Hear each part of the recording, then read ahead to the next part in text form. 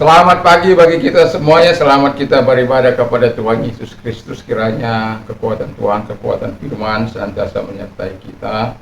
Dan kita sudah memuliakan Tuhan. Biarlah Tuhan menerima segala pujian kita. Hatinya senang ketika kita memuji Tuhan.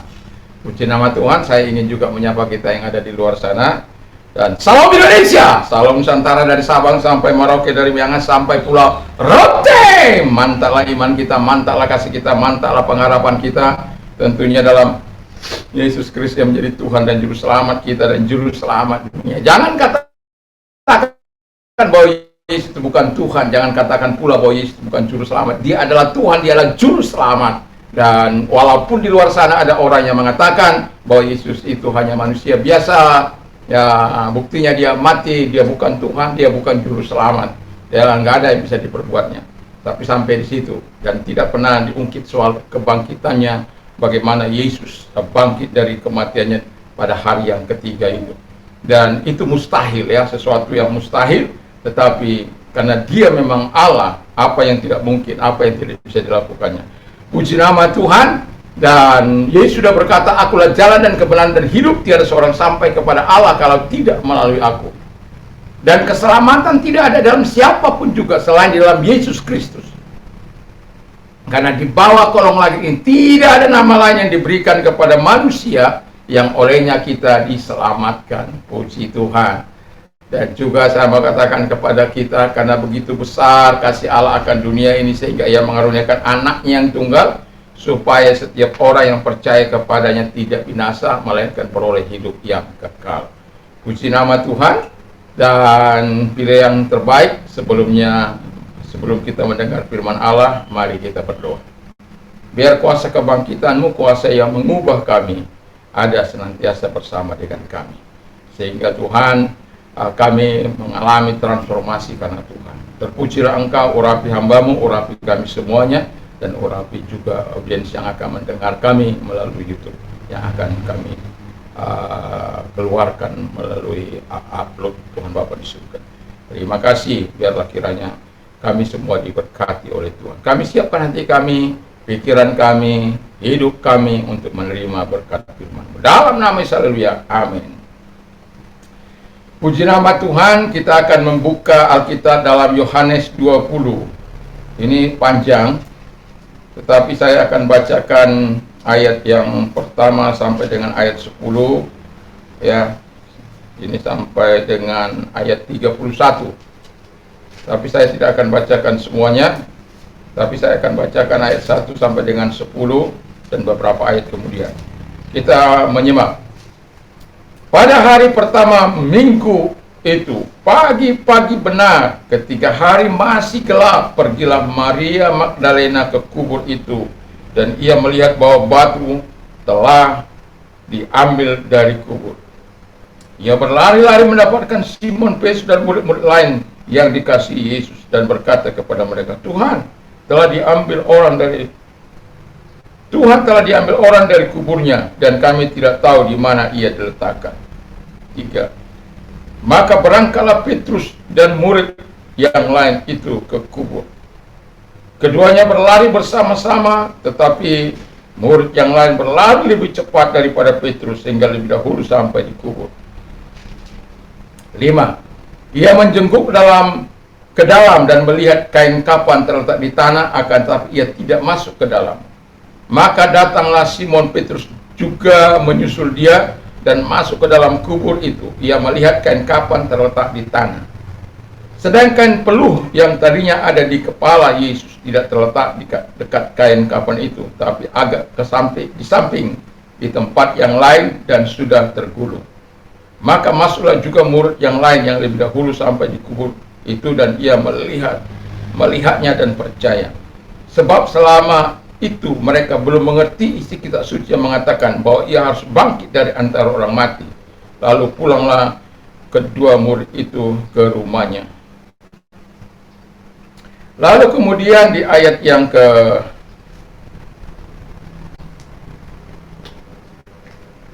ke-16, kata Yesus kepada Maria. Maria berpaling dan berkata kepadanya dalam bahasa Ibrani, Rabuni, artinya guru. ayat yang ke-21 ya. Maka Yesus sekali lagi, damai sejahtera bagi kamu sama seperti Bapa mengutus aku, demikian juga sekarang aku mengutus kamu.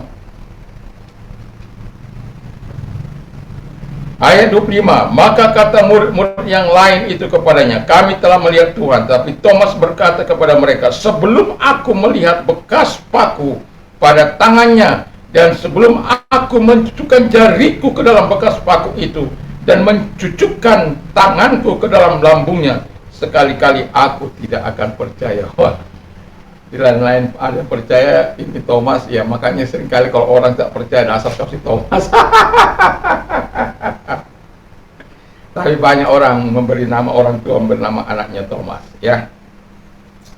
Tema kita adalah kuasa kebangkitan, kuasa yang mengubah, ya. Kuasa kebangkitan, kuasa yang mengubah. Dalam kuasa kematian, dalam proses kematian Yesus Kristus, kita melihat kejadian yang sangat luar biasa. Itu mengubah setidak-tidaknya 4 orang yang diubah oleh Tuhan dalam proses kematian Yesus. Yang pertama itu kriminal, ya, orang yang tersalib di gantungan atau tersalib bersama dengan Yesus. Yang satu diselamatkan karena dia, walaupun dia tidak mengakui dosanya, tetapi dia mencela saudaranya yang harusnya dia harus menerima hukuman itu. Tapi dia berkata, Tuhan, kalau engkau nanti ada di firdaus Allah, ingatlah aku, bahwa sesungguhnya Yesus berkata, hari ini juga engkau bersama-sama dengan aku di firdaus. Wow. Yang kedua itu bagaimana seorang itu perwira, ya, yang melihat peristiwa bagaimana langit terbelah, tirai terbelah, dan dia melihat bahwa begitu luar biasanya Tuhan itu. Itu sebabnya dia mengalami. Yang ketiga itu Yusuf Arimatea. Yang keempat yaitu ini Yusuf Arimatea ini kan orang-orang hebat, ya, saat termasuk dia ini orang di kansel, ya, di dewan istilahnya.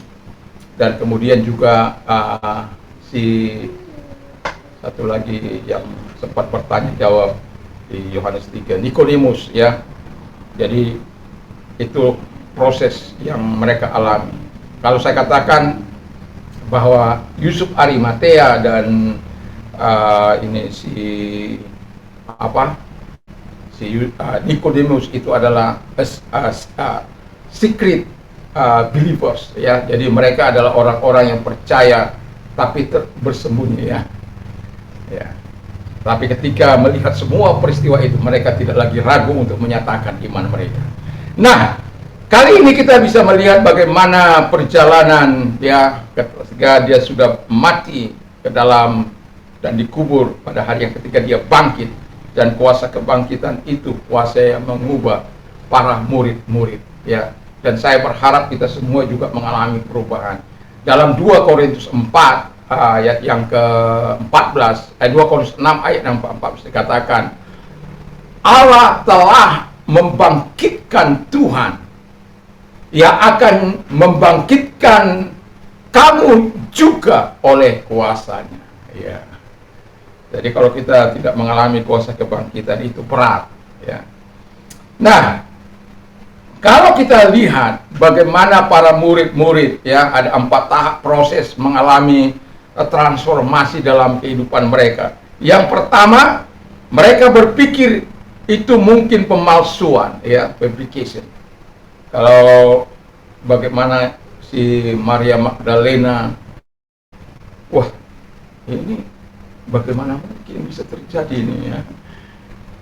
Itu pintu kubur yang beratnya itu hampir 2 ton, siapa yang bisa geser itu, ya. Nggak mungkin dilakukan oleh 1 orang, ya. Tetapi mereka berpikir itu mungkin pemalsuan.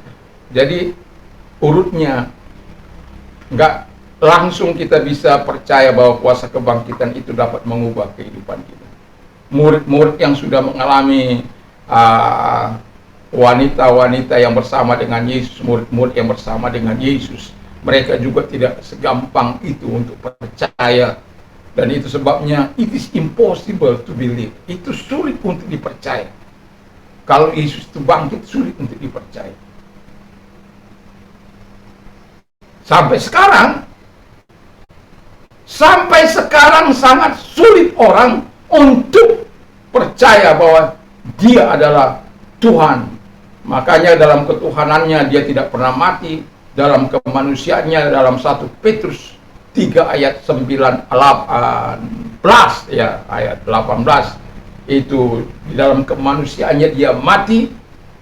Lalu dalam Wahyu 1 ayat 17-18 di sana dikatakan bahwa Dia mengungkapkan, Wahyu itu kan mengungkapkan jati diri Yesus yang sesungguhnya dan apa yang akan terjadi di masa yang akan datang. Lalu di situ kita bisa melihat bagaimana I am and Alpha and Omega. Akulah Alpha dan Omega. Aku memang mati, tapi lihat aku sudah bangkit. Dan kemudian aku telah mengambil kunci maut dan kunci kerajaan maut. Itu jelas. Itu sebabnya saya beberapa hari yang lalu atau kemarin saya bercerita soal bagaimana Tuhan turun ke dalam dunia orang mati, mengambil kunci jurang maut, dan sekarang Dia menjadi pemegang, ya, pemilik 3 kunci, ya, kunci maut dan kunci kerajaan maut atau neraka itu, dan kunci surga. Jadi kalau kita percaya kepada Dia, itu sebabnya dikatakan kalau engkau percaya engkau akan diselamatkan. Nah, jadi apa yang tidak mungkin bagi pemikiran kita itu bisa menjadi mungkin, tapi tidak semudah membalik telapak tangan. Jangankan kita yang hidup masa kini, masa di mana mereka hidup pun sulit untuk percaya. Itu sebabnya ketika dia melihat peristiwa itu, bahwa dia langsung melapor kepada Petrus, Soko guru itu, orang yang paling berani di antara para murid, orang yang paling luar biasa di antara para murid. Dan kita tahu juga bagaimana orang yang paling luar biasa juga menyangkal Yesus sampai 3 kali. Oleh seorang pelayan saja dia menyangkal habis-habisannya. Dan itu yang terjadi. Lalu yang kedua kata firman Allah, tahap yang kedua, mereka harus memeriksa fakta-fakta yang ada, ya. Apakah dia bangkit, apakah dia memang dicuri, ya, lalu mayatnya disembunyikan, atau dikubur di tempat yang lain, ya kan begitu. Ya, ada orang bilang diserupakan, ya silakan saja. Tapi itu kenyataan bahwa murid sekaliber Petrus pun mengalami keraguan yang sangat luar biasa. Dia sudah, itu sudah mengatakan, coba saya baca satu ayat dalam Lukas.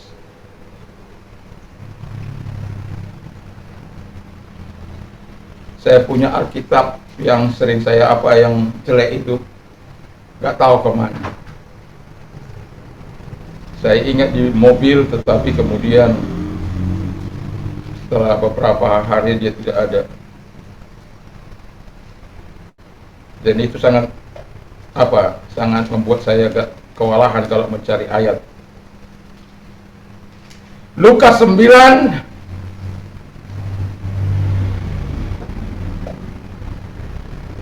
ayat 22.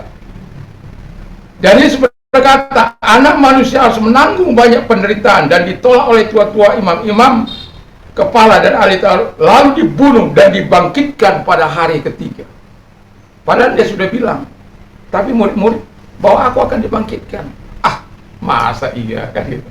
Mereka cek fakta-fakta itu. Pada hari ketiga dia akan dibangkitkan. Itu kan pagi-pagi sekali, di hari Minggu.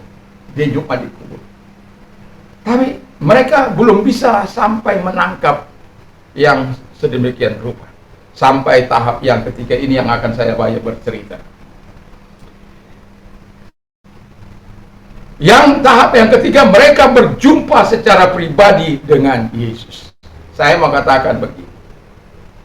Kalau kita tidak mengalami perjumpaan dengan Yesus dalam kehidupan ini, sangat sulit bagi kita untuk mempercayai untuk hidup dalam kebenaran firman Allah, untuk hidup dalam doa, untuk bisa mengasihi Tuhan secara sungguh. Sangat sulit. Ayo berdoa. Ayo baca firman Allah. Baca. Tidak menjadi sebuah kesukaan yang mendalam. Karena apa? Isi hati Tuhan dicurahkan di situ. Dan kita tinggal membaca, sebagaimana orang pacaran itu kan, kalau orang pacaran dapat surat, kalau sekarang sudah mungkin sudah nggak pakai surat-surat mungkin ya, sudah to the point. Kalau dulu kan pakai surat-surat, waduh, itu ke WC dibawa ke sekolah nih.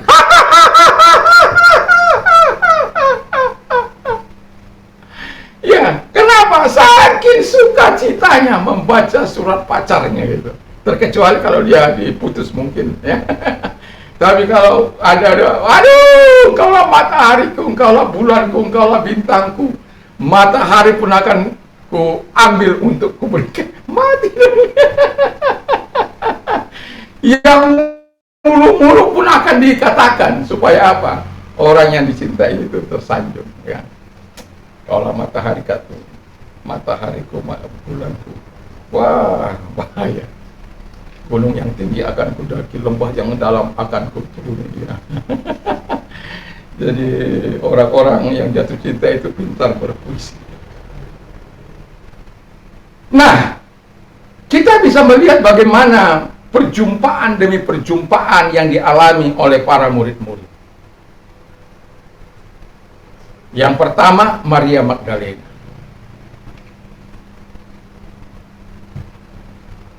Dan kemudian para murid, 10 murid.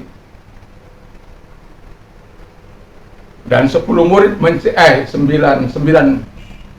ya, 10 murid, kan 12 ya. Yang satu nggak ada di situ, yaitu Thomas. Lalu mereka bercerita bahwa ini mereka telah melihat Yesus. Sampai yang kita baca tadi katakan, kalau belum kucucukkan tanganku ini ke lambungnya, kalau aku belum melihat tangan yang di lubang paku itu, aku tidak akan, sekali-kali aku tidak akan percaya. 8 hari kemudian Tuhan menampakkan diri ya. Dan apa yang terjadi? Udah, Thomas, sudah apa yang dari mana Yesus tahu bahwa sebelum aku cucukkan jariku sebelum kulihat lubang paku tangannya dan mencucukkan di lambungnya, siapa tahu? Siapa yang beritahu? Sehingga Yesus mengatakan itu kepada Thomas. Makanya Thomas katakan, kaget juga dia kan, karena siapa yang jadi pelapor ini? Siapa yang menjadi pengadu ini kepada Yesus? Padahal nggak ada satu murid yang bertemu dengan, setelah mereka bertemu 8 hari kemudian, kan kata firman Allah, dalam keadaan terkunci, Yesus tampak lagi. Dan di situ Thomas percaya kepada Tuhan dan mengatakan, aku siap dan aku percaya kepadamu.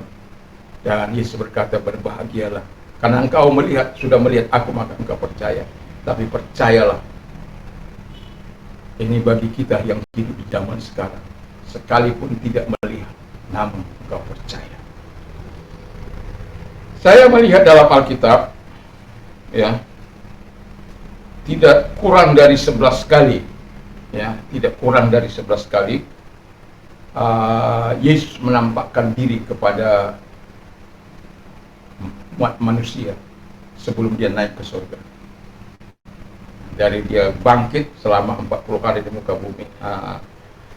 bumi ini ya, dan kemudian dia bangkit dan naik ke surga, itu ada 11 kali dengan Maria Magdalena, dengan wanita-wanita lain di kubur 28, Matius 28 ayat 10, dan juga dengan Petrus di Yerusalem, Lukas 23 ayat 34, dengan dua travelers ya, atau yang sedang berjalan bersama dengan Yesus ke Emmaus, dan juga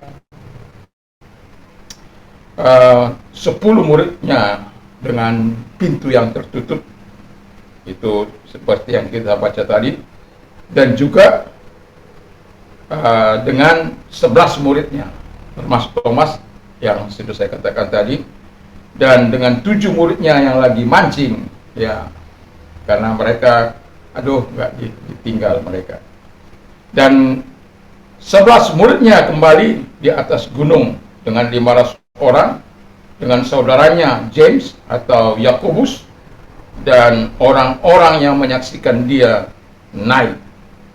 Jadi tidak kurang 11 kali dia menampakkan diri di masa sebelum dia naik ke surga. Maksudnya apa? Alkitab mengatakan 2-3 orang itu sebuah peristiwa sah. Makanya saya bilang kalau ada orang berdebat soal mempertanyakan dia bukan Tuhan, dia ya biarkan saja. Sebenarnya nggak perlu ditanggapi. Tidak perlu kalau dialog itu terjadi seperti yang antara Christian Prince dengan orang-orang. Bebas menanya apa saja. Tapi Christian Prince juga bebas mengungkapkan apa saja. Itu baru dialog dua arah. Itu baru hebat. Di Indonesia ini sampai sekarang belum pernah ada dialog dua arah. Hanya mempertanyakan iman kekristenan, dan itu biasanya disambut orang-orang aja itu gitu.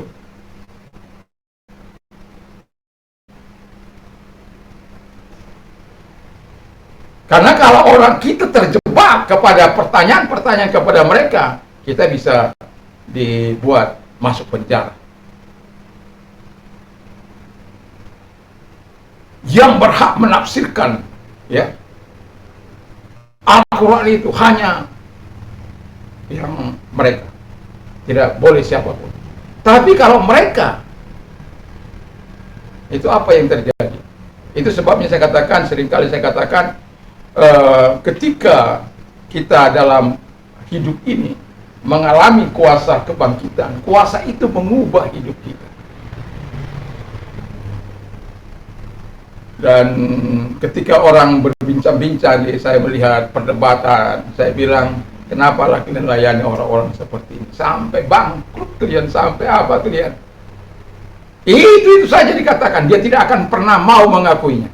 Walaupun sudah masuk kepada poin, tetap nggak ada poin itu bagi dia. Kenapa?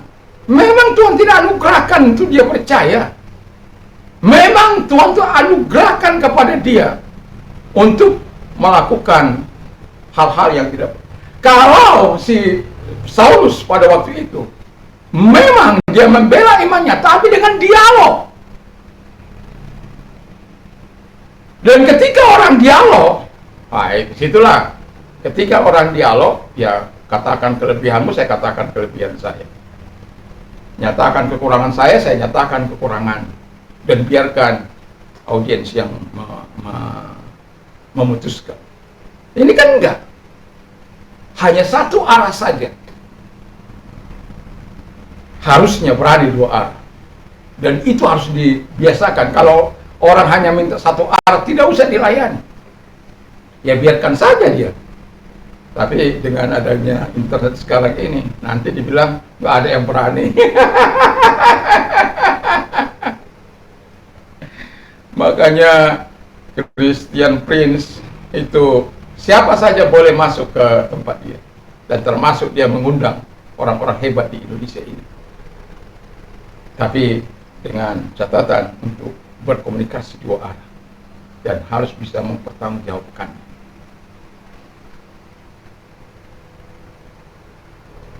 Dan karena apa?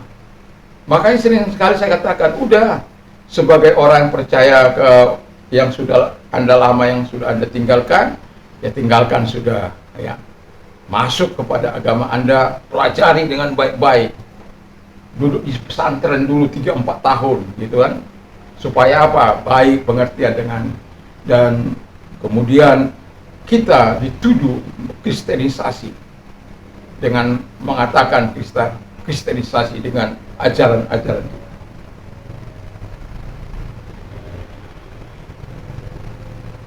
Tapi saya mau katakan kepada kita, ketika para murid mengalami perjumpaan dengan Yesus, segala hal kepalsuan, segala hal di benak mereka, ketidakyakinan mereka, teka-teki yang mereka adakan di pikiran mereka, akhirnya diubah dan mereka mengalami perjumpaan dengan Tuhan.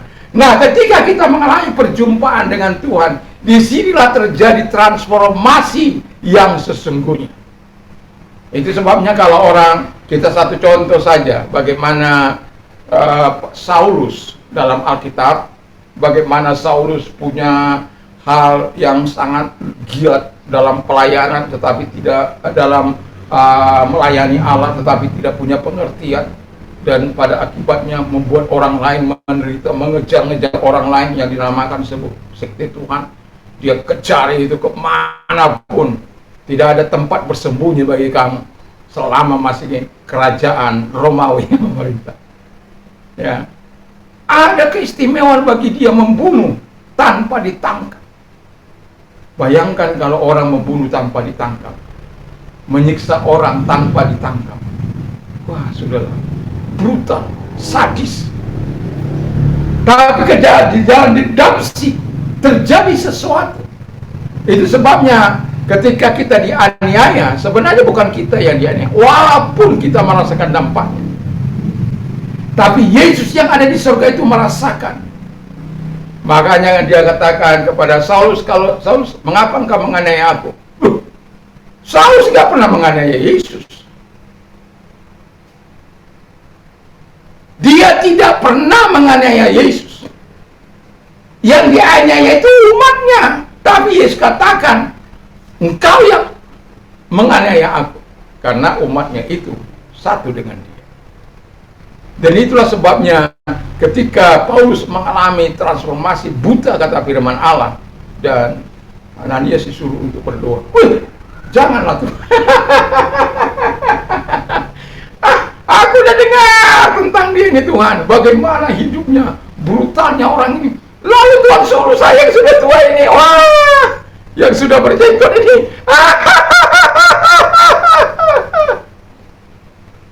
Janganlah Tuhan.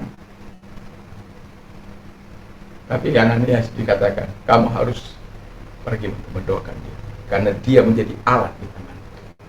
Dia akan lebih menderita dari para murid-murid yang lain. Kita sudah tahu bagaimana dia menderita 5 kali cambukan. 5 kali ya, yaitu setiap kali cambukan kurang sedikit, kurang 1 karena dia menganggap tidak layak. Sama seperti Petrus ketika dia dihukum salib, dia tidak mengatakan aku nggak layak disalib dengan sama seperti Yesus, biar kepalaku saja di bawah gitu ya. Ya.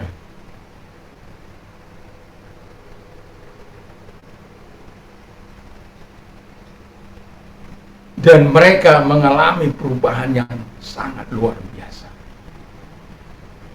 Jadi kalau kekristenan kita tidak mengalami dampak, makanya ketika saya pulang kampung, saya merasakan bagaimana orang-orang tua itu yang sebaya dengan saya anak-anaknya. Pada waktu saya masih muda sering pulang ke kampung. Mereka kadang-kala mengatakan, udahlah bawalah anakku ini. Ya, karena apa? Karena waktu sekolah pun saya sudah sering kirim, kan dulu kirim uang kan lewat pos, ya kan? Jadi lewat pos kita kalau kirim uang pada waktu itu, tidak ada yang lain. Jadi wesel lewat pos, jadi kita pergi ke lewat pos lah, yang penting lewat pos. Nanti sampai orang pos itu nyampaikan kepada orang tua ada uang yang hadir, dan itu orang-orang pos itu bercerita gitu. Bagaimana kita orang yang nggak berguna ini kok bisa sampai begitu, dan mereka ingin mengalami, anak mereka ingin mengalami perubahan. Saya tidak mau ngajak, karena bagi saya tahu betul setiap rumah itu ada aturan. Saya tahu betul teman-teman saya itu tidak tahu aturan. Itu sebabnya ini kartu nama saya, ya. Yesus, waktu itu kartu nama saya, Yesus adalah jawaban dalam semua masalah, ya. Nah, akulah jalan dan kebenaran dan hidup, tiada seorang sampai kepada Allah kalau tidak melalui aku. Itu kartu nama saya waktu itu. Nah, yang mau saya katakan adalah harus mengalami perubahan. Yesus itu melakukan terobosan yang sangat luar biasa kepada para murid-muridnya, sampai kepada yang menyangkal dia bisa Tuhan pakai secara dahsyat dan luar biasa. Tapi kalau kita tidak mengalami perjumpaan dengan Tuhan, bisa saja mengalami perjumpaan dengan firman saat kita baca, hati kita tersentuh. Saat kita menyerahkan diri, ini aku Tuhan, tiba-tiba Roh Kudus datang untuk menyatakan sesuatu. Yang jelas, kalau tidak kita mengalami perjumpaan dengan Tuhan, kita tidak akan pernah mengalami iman yang sesungguhnya. Itu sebabnya banyak orang Kristen tetapi menjadi batu sandungan. Banyak orang percaya tapi masih menjadi pengedar narkoba.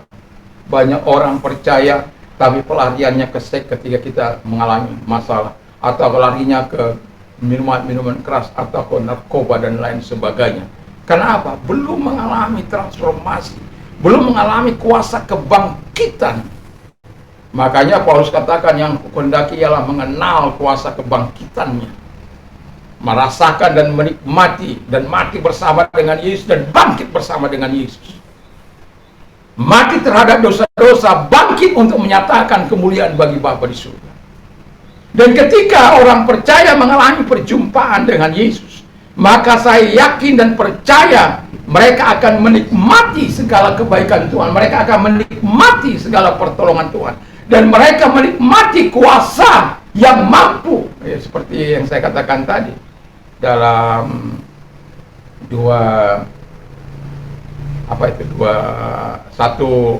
Korintus 6 ayat yang ke-14 itu, Allah yang membangkitkan Tuhan, ya.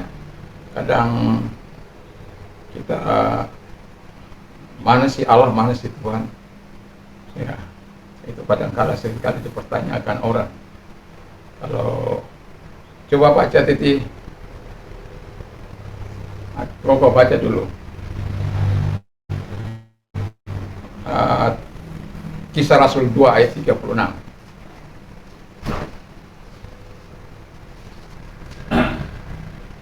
Kisah Rasul 2 ayat 36.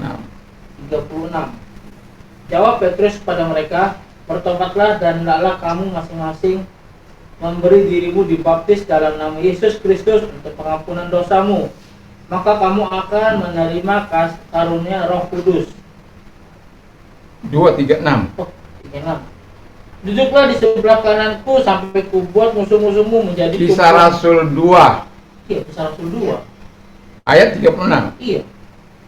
Jadi seluruh kaum Israel harus tahu dengan pasti bahwa Allah telah membuat Yesus yang kamu salib itu menjadi Tuhan dan Kristus. Iya. Jadi kalau orang di sebelah sana mengatakan Yesus itu diangkat oleh manusia menjadi Tuhan. Coba satu ayat lagi. 1 Korintus 6 ayat yang ke-8.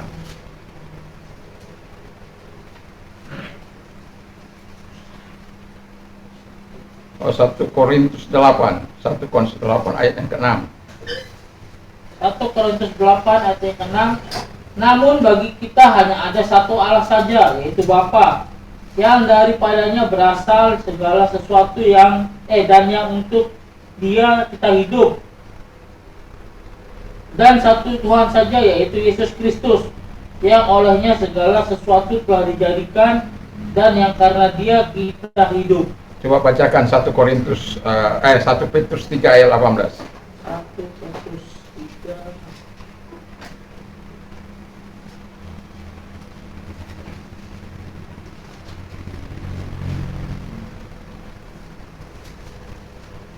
1 Petrus 3 ayat 18. Sebab juga Kristus telah mati sekali untuk segala dosa kita. Ia yang benar untuk orang-orang yang tidak benar, supaya ia membawa kita kepada Allah. Ia yang telah dibunuh dalam keadaannya sebagai manusia, tetapi yang telah dibangkitkan menurut roh. Iya. Jadi kita tahu bahwa yang disebut Tuhan itu adalah Yesus Kristus. Yang disebut Bapa atau Allah itu adalah Bapa. Jadi kadang-kala orang mempertanyakan, tetapi karena dia dalam coba baca satu lagi, Wahyu 1 ayat 16, 17, 18.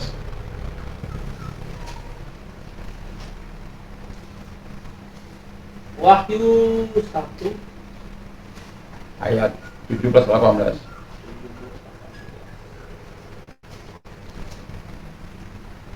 Wahyu 1 ayat 17, 18. Ketika aku melihat dia, tersungkurlah aku di depan kakinya sama seperti orang yang mati.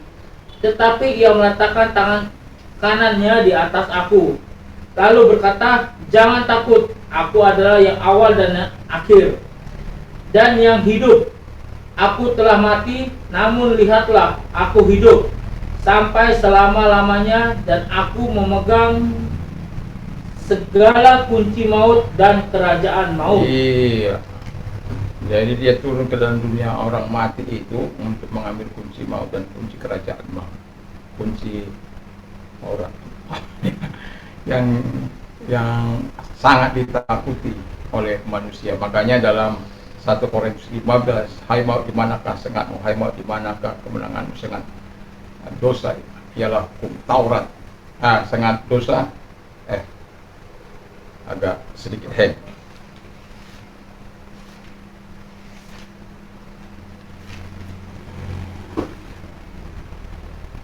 Sengat maut ialah dosa, dan kuasa dosa ialah hukum Taurat. 57 dari 1 Korintus 15 ayat 57. Tapi syukur kepada Allah yang telah memberikan kepada kita kemenangan oleh Yesus Kristus Tuhan kita. Jadi yang mau saya katakan kepada kita, kuasa kebangkitan itu. Mengapa mengatakan kita Yesus juga Allah? Karena dia memang Allah. Karena Alkitab mengatakan I am Alpha dan Omega, aku awal dan yang akhir. Jadi sebutan itu bagi orang-orang percaya sebenarnya tidak ada permasalahan. Yang ada masalah itu di luar sana. Bingung mereka. Kok ada Bapa, ada Tuhan, ada Anak, ada Roh Kudus ya. Tetapi saya tidak sedang mengajar tentang Tritunggal. Ya. Saya sedang mengatakan bahwa Tuhan itu adalah Tuhan yang telah dibangkitkan oleh Allah. Supaya apa? Kita mengalami kuasa kebangkitan di dalam Dia, oleh kuasanya. Jadi kalau kuasa kebangkitan ini tidak kita rasakan, apa gunanya kita percaya kepada Tuhan? Kalau kuasa kebangkitan Yesus itu tidak kita nikmati, tidak kita alami perubahan sebagai orang-orang percaya, apa gunanya sebenarnya kita percaya? Siapa yang salah? Tuhankah yang salah? Diakah yang tidak mampu? Atau kita yang tidak menyerahkan diri kepada Tuhan? Saya mengingat, tidak akan pernah saya lupakan bahwa ketika saya belum menyerahkan diri saya kepada Tuhan, ya Tuhan tenang-tenang saja.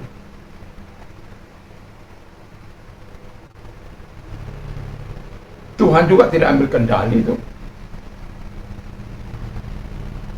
Sampai saya mengatakan begini kepada Tuhan, Tuhan terlibatlah dalam hidupku. Ini aku. Aku butuh Tuhan, aku butuh Engkau, aku butuh kuasa-Mu, aku butuh.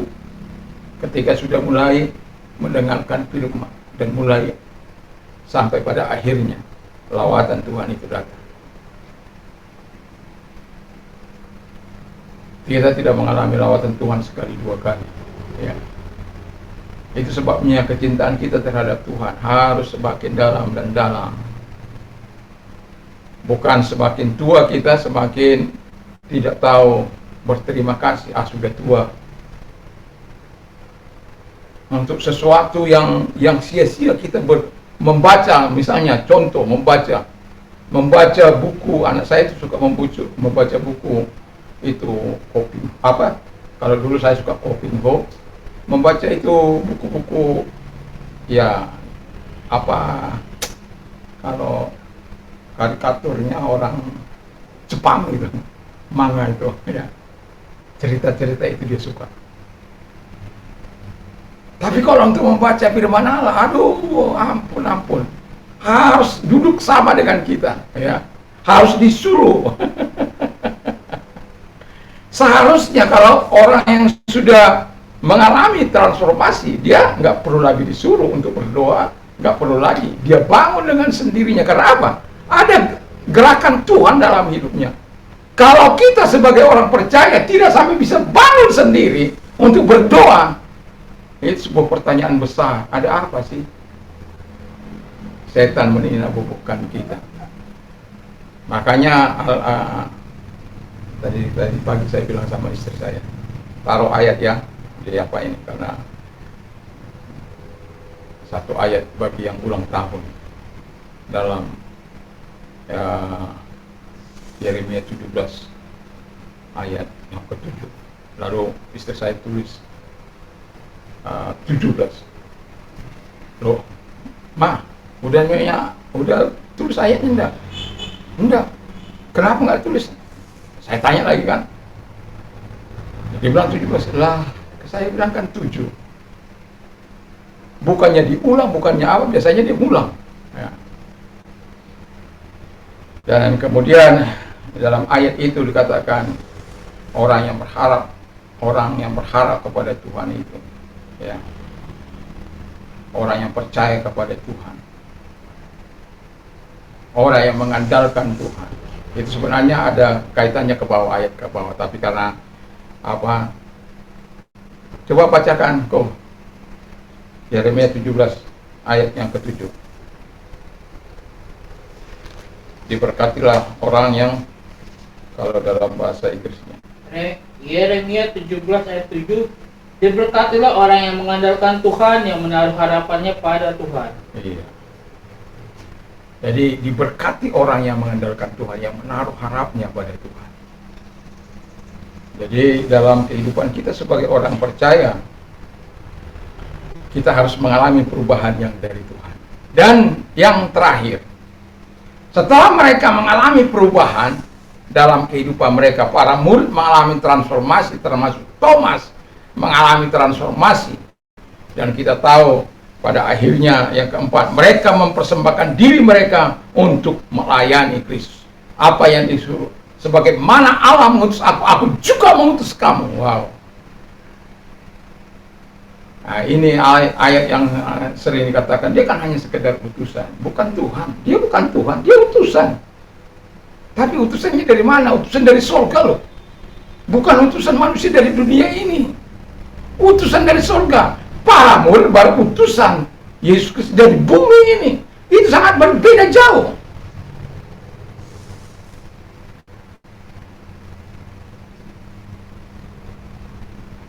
Dengan berbagai dalil mereka, dengan berbagai cara mereka. Tapi saya mau katakan, bagi saya tidak mempengaruhi apa-apa. Apapun yang mereka katakan tentang iman saya kepada Kristus tidak akan pernah bisa mereka cabik-cabik. Mereka mau palsukan, mereka mau katakan Alkitab sudah palsu, tapi tidak dapat menunjukkan yang palsu itu di mana. Ya, diubah-ubahlah. Hanya terjemahan saja itu katanya diubah-ubah. Bro, zaman ini canggih, perubahan bahasa juga akan terus meningkat. Dan itu sebabnya mereka kumpulkan Alkitab dari apa? Aduh, saya bilang kurang kerjaan. Karena ini kan berubah. Firman Allah kan nggak bisa berubah.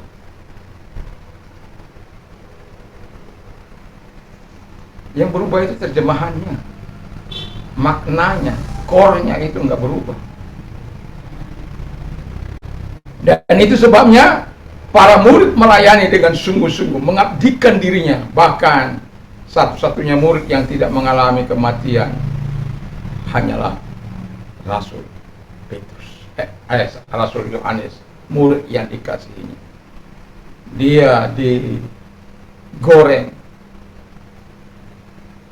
tidak mati, pada akhirnya dia dibuang di Pulau Patmos, di Efesus itu. Si Thomas yang tidak percaya dibakar hidup-hidup, enggak mempan, lalu ditombak. Berapa murid Yesus yang disalibkan itu? Ketika mereka telah mengalami transformasi perjumpaan dengan kuasa kebangkitan itu, mereka mengalami transformasi dari diri mereka dan bahkan rela mati bagi Kristus itu yang sudah bangkit. Karena apa? Kuasanya itulah yang akan mereka nikmati, hadiran Allah, kemuliaan Allah lah saat mereka dalam pelayanan itu. Dan itu sebabnya saya mau katakan kepada kita, kuasa kebangkitan itu adalah kuasa yang mengubah kehidupan. Kalau kuasa kebangkitan itu tidak sampai mengubah kehidupan kita, yang tadinya kita penjudi masih tetap penjudi, yang tadinya perokok masih tetap perokok, yang tadinya penipu masih tetap penipu, yang tadinya pencuri masih tetap mencuri, yang tadinya pengedar masih tetap pengedar, yang tadinya suka bohongi istri masih suka bohongi istri, yang tadinya suka bohongi suami masih suka bohongi suami, yang tadinya anak, ya macam-macam lah itu. Nggak ada perubahan sama sekali. Tapi sudah mengatakan iman kepada Kristus, percaya kepada Kristus. Sama seperti teman saya, ketika dia mengalami terobosan, dia apa istilahnya, melayani Kristus. Tapi melayani Kristus ini kan bukan hanya sekedar melayani. Saya sudah membahas ini yang tadi pagi, ya. Melayani itu karena anugerah, karena kekuatan Tuhan. Kalau bukan karena Tuhan, kita akan kecewa. Banyak kali kita akan kecewa. Sakit hati nggak boleh, dendam nggak boleh, mengampuni boleh, membalas yang jahat yang dengan yang jahat nggak boleh, mengasihi boleh.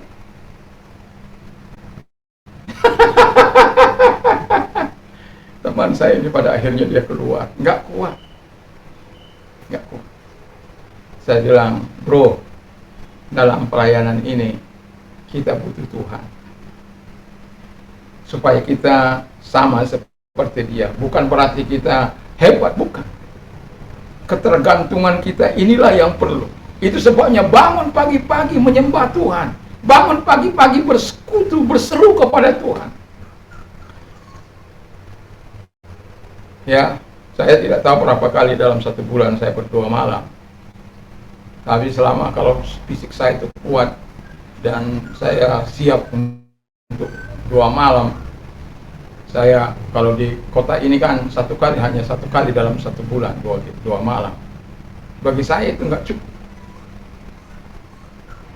Apalagi sampai dikurangi jatahnya. Misalnya sampai jam 12. Aduh, kalau saya bilang sama teman saya, kalau saya tahu sampai jam 12 saya nggak datang saya. Ya, lebih baik saya duduk diam di bawah kaki Tuhan. Itu kalau sudah itu kan sudah pasti. Kalau sudah begitu antara sudah angin udah beda. Makanya saya bilang besok kalau sampai saya tahu dikurangi, saya nggak akan datang. Bukan saya sok-sokan, tidak. Tapi memang doa itu merupakan sebuah komunikasi kita dengan Tuhan. Saya nggak ingat atau pagi kah atau malam kah, tapi nanti pagi sama malam itu ada kaitannya antara pelayanan, ya. Bagaimana kita melayani Tuhan, bagaimana supaya kita dalam pelayanan itu memuliakan Allah. Saya kurang ingat itu pagi atau malam. Oh, ada ini catatan di sini. Oh, ini. Pelayanan yang baik bagi kasih karunia Allah itu di pagi hari, ya. Jadi di malam hari itu Allah dimuliakan melalui hidup kita. Jadi Itu berhubungan dalam Roma 12 ayat 6. Bukan. Dalam 1 Petrus ya, 1 Petrus 4. Nah, di sana saya katakan bahwa ketika kita pelayanan, karena ada kaitannya dengan khotbah saya ini, tidak semudah yang kita bayangkan. Tidak semudah yang kita bayangkan. Seperti saya katakan, bayangkan orang begitu sampai hatinya menyatakan kita berzina, apa perempuan dilapor ke kantor polisi dan polisi memproses. Waduh, itu kemana, mau di mana taruh muka kita gitu ya. Tapi karena kita nggak lakukan, buat apa kita? Saya masih ingat waktu itu Lekor Tudi memberikan saran, Pak Pendeta, kalau Pak Pendeta nggak senang dengan apa mereka, lapor balik Pak Pendeta, kami akan cepat proses. Saya bilang, Pak, enggak Pak, saya bukan kualitas saya dengan seperti mereka. Kerja saya disuruh mengampuni saja. Kerja saya disuruh mengampuni saja Pak. Jadi ini Pak Tugimin ini sampai geleng-geleng kepala. Karena itu ajaran kami Pak, ajaran orang percaya itu. Kalau mereka percaya, itu bukan mereka percaya karena apa? Mereka itu setan Pak. Kalau mereka orang percaya, tidak akan sampai ke sini Pak.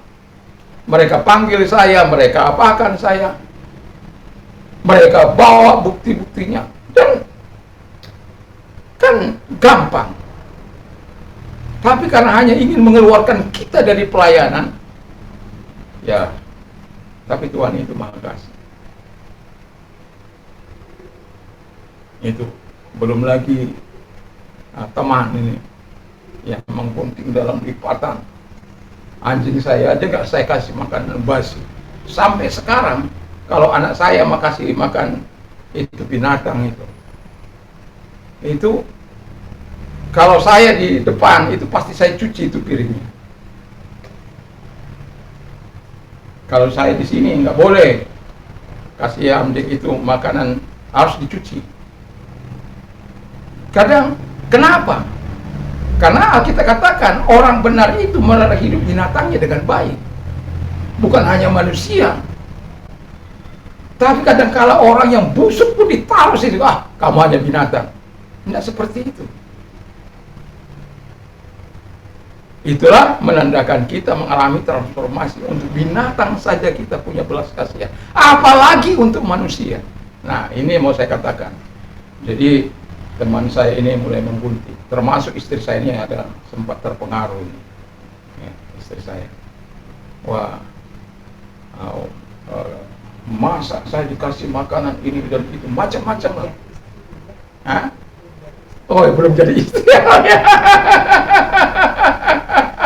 Sorry, maaf. Ya belum, masih di awang-awang. Mereka sikat saya habis-habisan.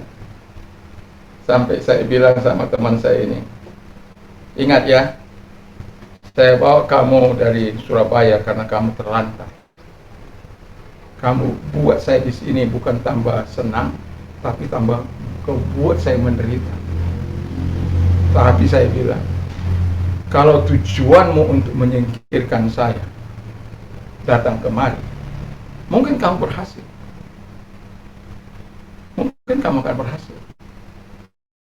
Karena semua kan orang mendukung kamu. Tapi ingat, kalau Tuhan tidak berkehendak, nggak bisa. Kau juga tersingkir dari tempat ini. Tapi saya akan mengalami pemeliharaan Tuhan yang begitu luar biasa. Sementara kamu akan tergilas, saya bilang. Dan itu betul. Nggak tahu sekarang di mana ribanya.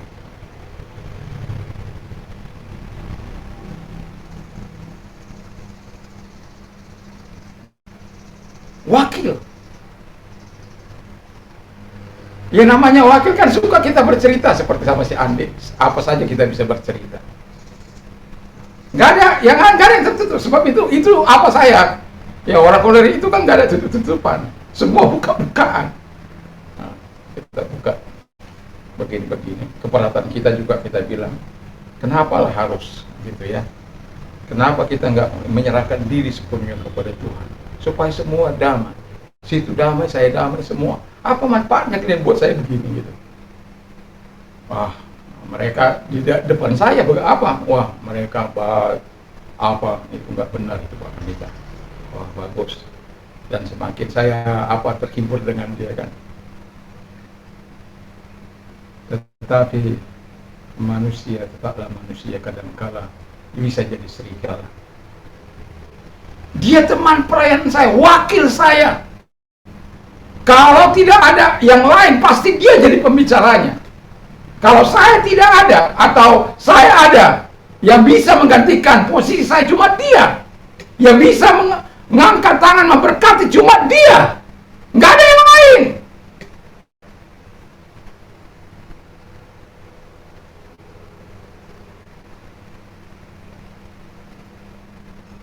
Tapi inilah musuh dalam selimut. Dia kunting. Semakin heboh, semakin luar biasa. Karena saya tidak mau disetir orang, nggak mau saya pelayanan disetir. Kamu berkati ini ya, memang dia sudah menikah, Tapi ini kan kalau kamu berkati dia tambah jemaat. Ini memang suaminya ada, tapi mereka sudah pisah-pisahan begitu. Terus saya disuruh menikahkan. Enggak gendeng. Karena kamu kaya, kamu punya segalanya, kamu ngatur-ngatur pendeta, kamu ngatur bagaimana saya harus berbuat. Saya lawan. Saya hanya mau taat kepada Allah. Itu statementnya keluar. Belum punya kuku, sudah mau mencakar. Belum punya gigi, sudah mau menggigit. Saya bilang, saya tidak itu. Saya diajar di sekolah Alkitab oleh guru-guru saya untuk melakukan apa yang benar dan baik. Makanya waktu saya diserang oleh guru-guru saya kembalikan itu. Kalian kan yang ngajar saya untuk melakukan apa yang benar dan baik. Nah, ketika saya melakukan apa yang benar dan baik, kenapa kalian memihak ke sana? Karena saya nggak punya apa-apa. Tapi saya bilang, ingat Pak ya, ingat. Di sidang ini saya bilang, ingat. Apa yang saya rasakan saat ini, Anda juga akan satu kali kalian akan rasakan. Anak mantu, pimpinan pusat, sikat, kena seperti itu. Terus yang kena, ya. Waduh, mereka rasakan bagaimana orang-orang kalau sudah bergerak. Kalau saya kan kalau bergerak tidak bergerak dengan hanya lapor sama Tuhan saja, kan itu saja. Kelebihan saya itu aja, lapor sama Tuhan. Nggak ada, saya mau apa cuma karena pimpinan saya bilang datang ke Surabaya, saya datang ke Surabaya. Datang ke Surabaya, langsung kasih surat pecat. Loh, bukannya didengarkan dulu saya, kenapa? Makanya saya bilang sidang itu saya langsung katakan, Anda yang mengajar saya untuk melakukan apa yang baik dan benar, dan itu sudah saya lakukan. Saya disuruh memberkati orang yang tidak seharusnya saya lakukan, dan itu saya tidak lakukan. Dia punya uang, dia kaya raya, dia punya segalanya, tapi dia juga lah yang menjual gereja itu.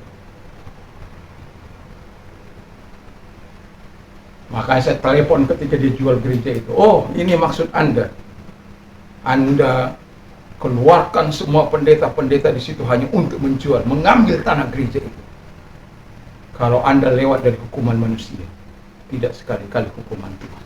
Anaknya telepon saya. Saya katakan, kamu tidak tahu apa-apa. Kamu mau tahu?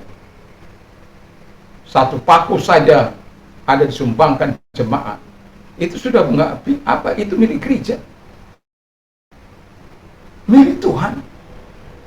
Tapi ayahmu, mamamu sanggup menjualnya. Saya bilang, terkutuk orang yang menjual tanah gereja. Karena saya nggak main-main itu. Terkutuk orang yang menjual tanah gereja. Jangan main-main dengan Tuhan.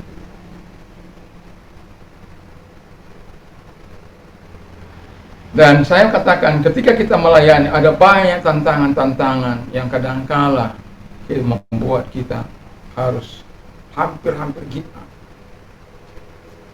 Saya hampir saja give up. Give up dalam pelayanan, bukan give up untuk apa Tuhan. Saya katakan 7 kali 24 jam Tuhan. Oh, teman saya yang apa itu? Yang wakil pulang kampung, Tuhan panggil.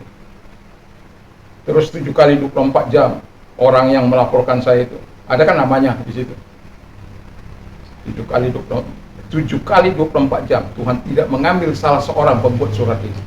Saya berhenti melayani itu.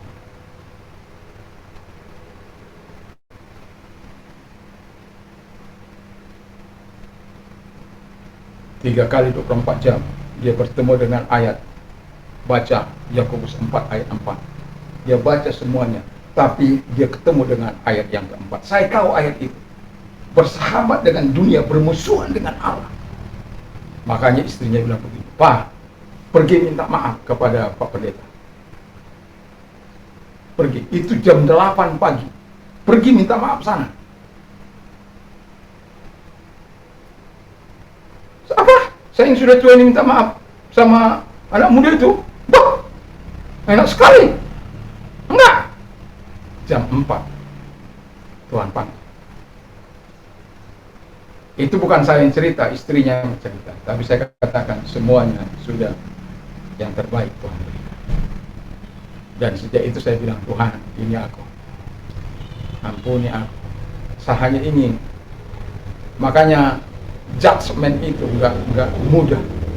Tapi hari itu saya judge 7 kali 24 jam, 3 kali 24 jam. Dan itu ada teguran nyata 4 Yakobus 4 ayat 4 itu tidak akan pernah saya lupakan, karena memang saya menghafal ayat itu. Walaupun tidak tahu lengkapnya, tetapi saya tahu bermusuhan dengan Allah, bersahabat dengan dunia, bermusuhan dengan Allah. Dia bersahabat dengan dunia ini, melakukan dengan cara-cara yang tidak baik, mau mengorbankan saya. Tapi saya bersyukur salah satu anaknya menjadi seorang hamba Tuhan. Saya bilang sama dia anaknya, kalau kamu melayani Tuhan, ingatlah, yang kamu layani itu Tuhan. Bersandarlah sepenuhnya kepada Tuhan dalam situasi dan kondisi apapun. Kalau engkau sudah sampai puncak kepenatannya, datang judgment di hadapan Allah, kau lihat kuasa Allah akan bekerja. Kan dalam bahasa Ibrani itu ada 4 intervensi,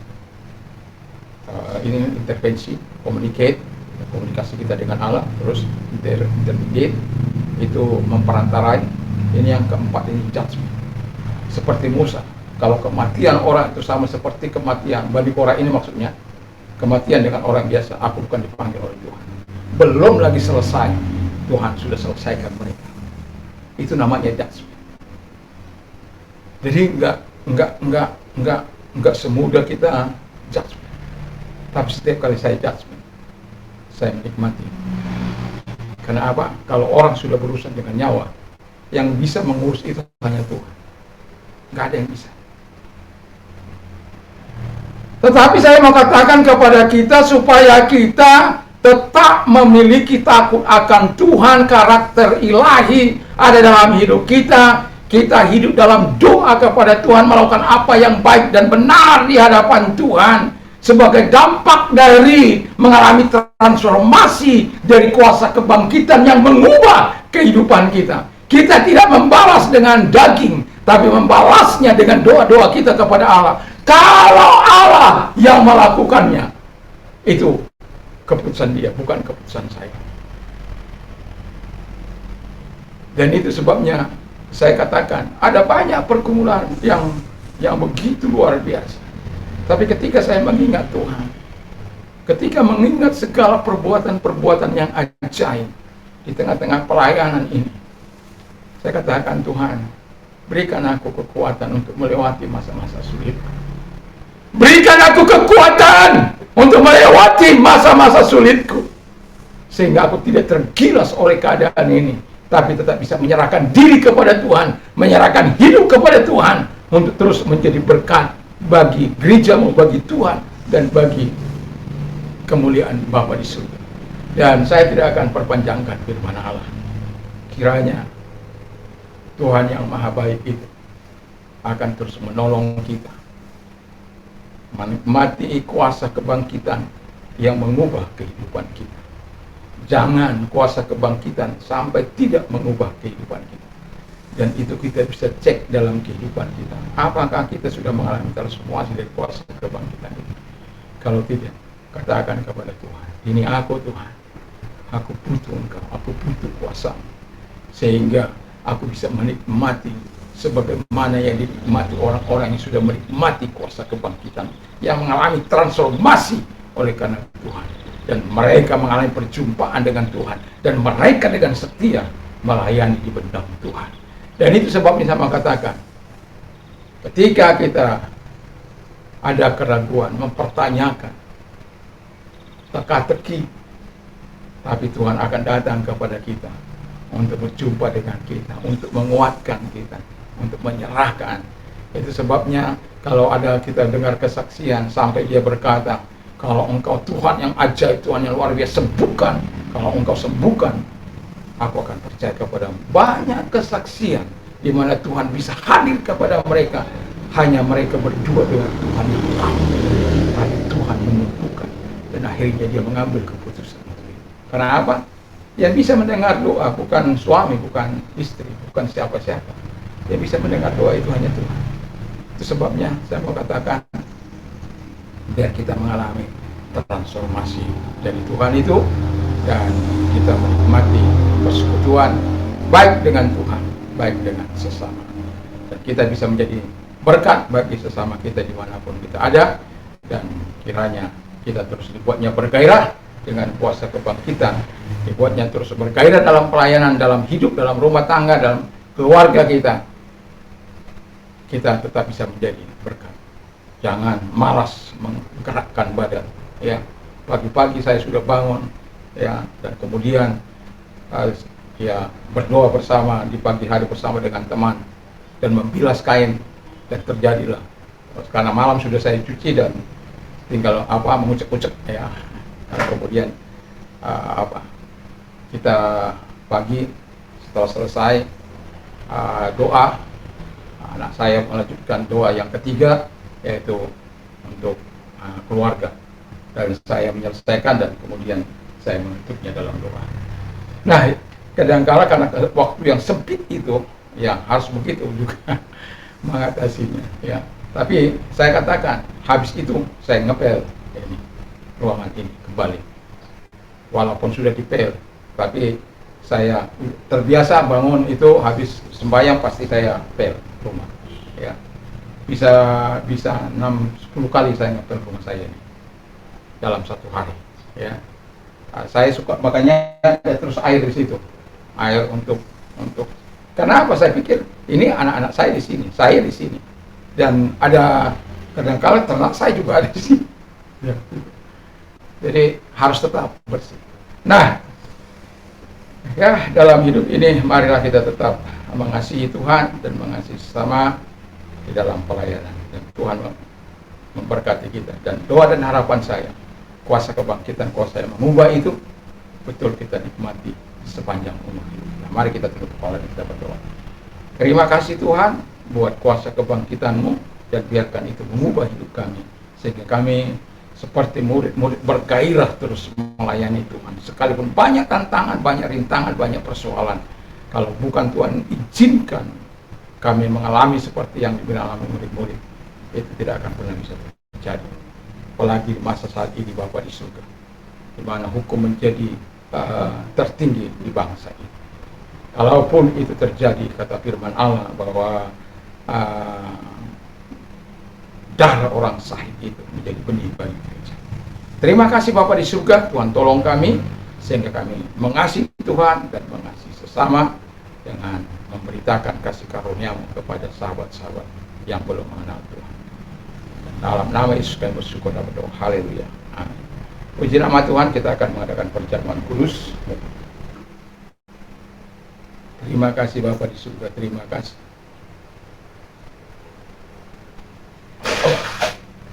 Terima kasih Tuhan. Terima kasih. Kami bersyukur, kami berterima kasih kepada dalam nama Tuhan Yesus Kristus. Bapa di surga, kami bersyukur kami sudah melewati ibadah kami dari awal akhir. Di ujung acara ini Bapa di surga, kami tetap kembali menyerahkan diri kami kepada Tuhan, menyerahkan umat-Mu ke dalam tangan Tuhan. Kau tahu apa yang mereka kerjakan dan Engkau mengawali mereka, menjaga mereka keluar masuk, mereka diberkati oleh Tuhan. Di dalam nama Tuhan Yesus Kristus, kami juga berdoa apa yang diperbuat mereka, apa yang dikerjakan oleh tangan-tangan mereka, Tuhan memberkati.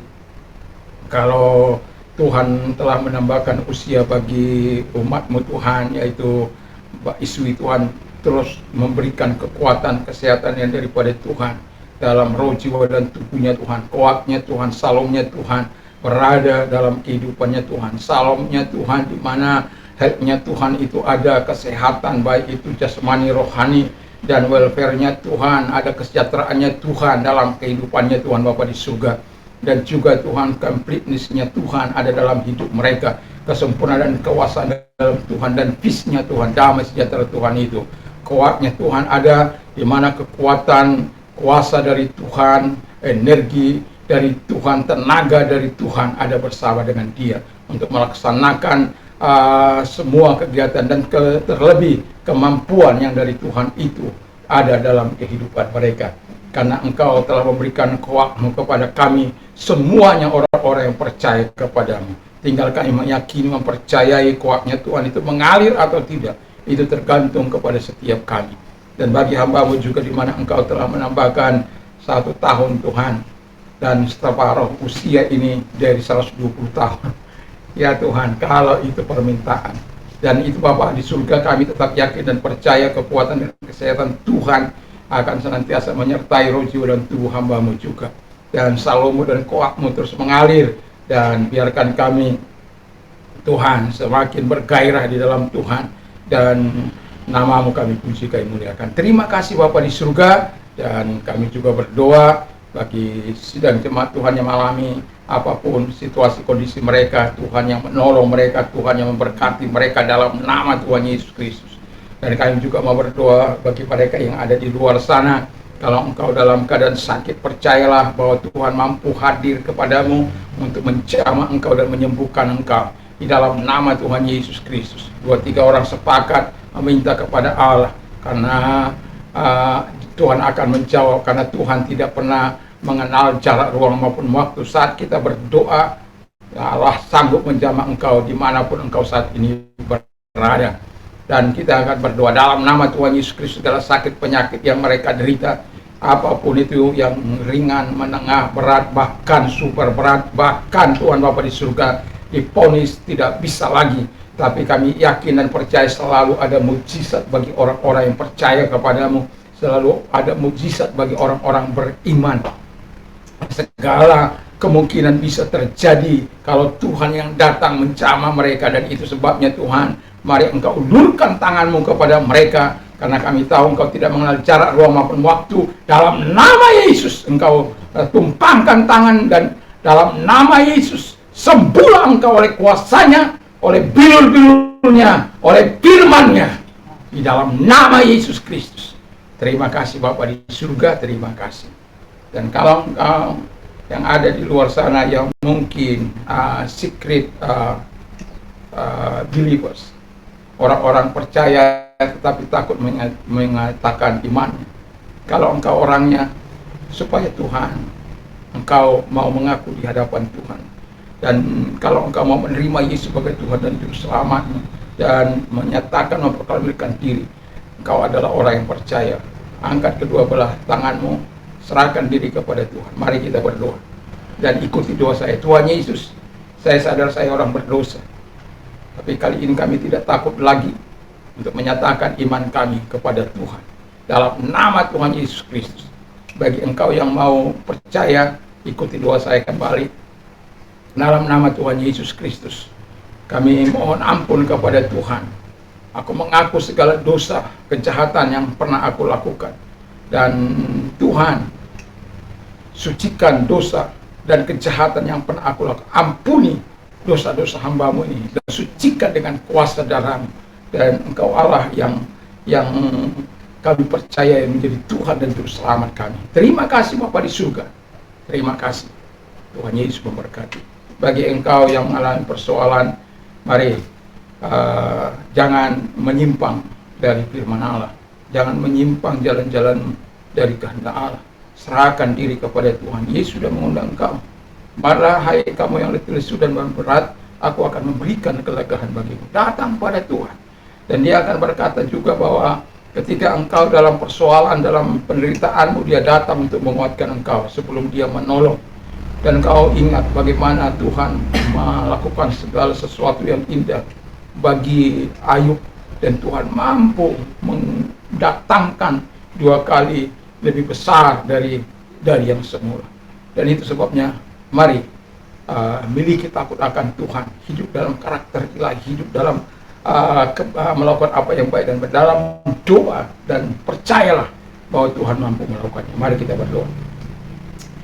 Dan angkat kedua belah tanganmu, dan Tuhan lihat tangan-tangan yang diangkat kepadamu, dan genggam tangan mereka, dan jangan biarkan mereka tergelincir, dan sertai mereka dalam kesusahan mereka, dalam penderitaan mereka, sebagaimana firman-Mu. Kalau engkau belum menjawab mereka, Tuhan kuatkan mereka. Kalau mereka Tuhan jawab, dan biarkan mereka memuliakan engkau sebagaimana firman-Mu. Berserulah kepada waktu kesesakan, aku akan meluputkan engkau dan engkau akan memuliakan aku. Biarkan mereka memuliakan engkau karena pertolongan yang kau berikan bagi mereka. Terima kasih. Dan orang-orang muda apapun profesi mereka, Tuhan memberkati. Dan bagi orang-orang muda yang mencari pekerjaan, Tuhan memberkati mereka. Profesi apapun di antara anak-anak-Mu Tuhan, Tuhan memberkati mereka dimanapun di pemerintahan swasta.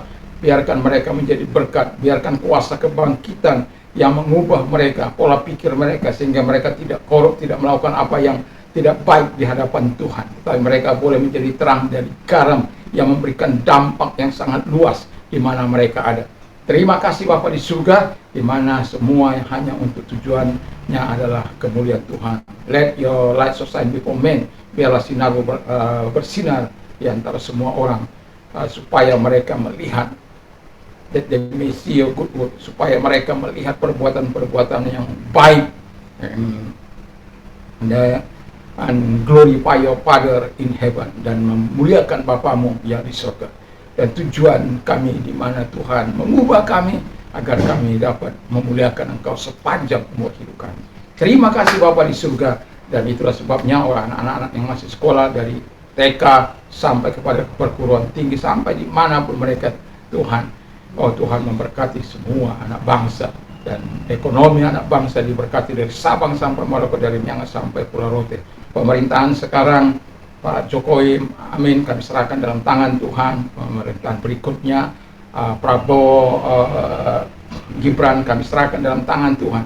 Kiranya Tuhan terus memberkati bangsa ini menjadi bangsa yang kuat, maju, bangsa yang bermartabat. Nama-Mu dipuji dan dipuji. Terima kasih, kami bersyukur, kami berterima kasih.